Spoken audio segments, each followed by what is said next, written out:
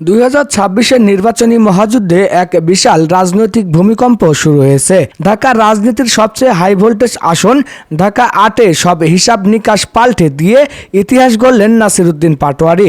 বিএনপির দুর্গ হিসেবে পরিচিত এই আসনে মির্জা আব্বাসের মতো হেভিওয়েট প্রার্থীকে হারিয়ে বাজিমাত করেছে শাপলা কলি মার্কার জামায়াত এনসিপি জোট। ফলাফল ঘোষণার পরপরই নাসিরউদ্দিন পাটোয়ারীর বিজয়ে উল্লাসে উত্তাল পুরো ঢাকা, কিন্তু বিজয়ের আনন্দের মাঝেই ছড়িয়ে পড়েছে চরম উত্তেজনা। পরাজিত প্রার্থী মির্জা আব্বাসের শাহজাহানপুরের বাড়ির সামনে মোতায়েন করা হয়েছে কড়া নিরাপত্তা। কেন এই রুদ্ধশ্বাস পরিস্থিতি? আজ আমরা দেখাবো সেই ঐতিহাসিক জয় আর উত্তাল ঢাকার প্রতিটি মুহূর্ত। দর্শক, সকাল থেকেই মতিঝিল, পল্টন আর শাহজাহানপুর ছিল উত্তেজনার বারুদ। একদিকে বিএনপির স্থায়ী কমিটির সদস্য মির্জা আব্বাস, অন্যদিকে এনসিপি ও 10 দলীয় জোটের তরুণ নেতা নাসিরউদ্দিন পাটোয়ারী। ছাত্র জনতার বিপ্লবের শক্তি আর জামায়াত জোটের সুশৃঙ্খল ভোটের জোয়ারে যেন খড়কুটোর মতো ভেসে গেল মির্জা আব্বাস। বেসরকারি ফলাফল অনুযায়ী নাসিরউদ্দিন পাটোয়ারী বিশাল ব্যবধানে জয়ী হয়ে এমপি নির্বাচিত হয়েছেন। ফলাফল আসার পরপরই মতিঝিলের রাজপথ এখন শাপলা কলির মিছিলে সয়লাভ। সাধারণ মানুষ বলছেন, আমরা গডফাদার নয়, নতুন নেতৃত্ব চেয়েছি, আর সেই পরিবর্তনের নামেই নাসিরউদ্দিন পাটোয়ারী। বিজয় মিছিল যখন শাহজাহানপুর এলাকা অতিক্রম করছিল, ঠিক তখনই ছড়িয়ে পড়ে উত্তেজনা। বিএনপির দীর্ঘদিনের ঘাঁটি হিসেবে পরিচিত এই এলাকায় মির্জা আব্বাসের পরাজয় মেনে নিতে পারছে না তার সমর্থকরা।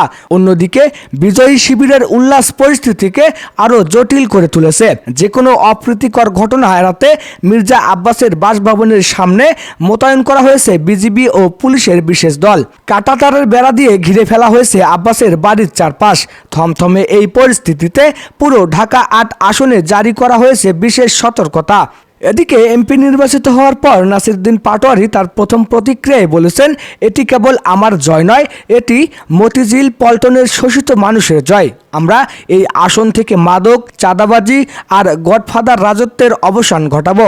নাসিরউদ্দিন পাটোয়ারী তার সমর্থকদের শান্ত থাকার আহ্বান জানিয়ে বলেছেন, বিজয় মানে প্রতিশোধ নয়, বিজয় মানে সেবা। তার এই সংযত বক্তব্য কি পারবে শাহজাহানপুরের উত্তেজনা প্রশমিত করতে, নাকি এটি কেবল এক নতুন লড়াইয়ের শুরু? অন্যদিকে পরাজয়ের খবর পাওয়ার পর মির্জা আব্বাসের পক্ষ থেকে এখনো কোনো আনুষ্ঠানিক বিবৃতি আসেনি। তবে বিএনপির অন্দর মহলে এই পরাজয় নিয়ে চলছে চুলচেরা বিশ্লেষণ। সারা দেশে জামায়াত এনসিপি জোটের জয় জয়কারের মাঝে ঢাকা 8 আসনের এই পতন বিএনপির জন্য এক অশনি সংকেত হিসাবে দেখা হচ্ছে।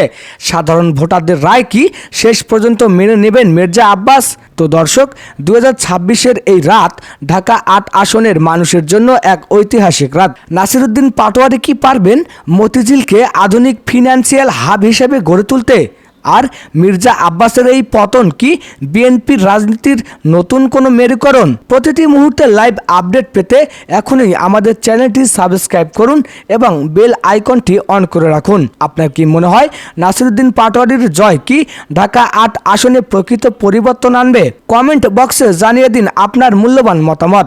এতক্ষণ সাথে থাকার জন্য সবাইকে ধন্যবাদ। খোদা হাফেজ।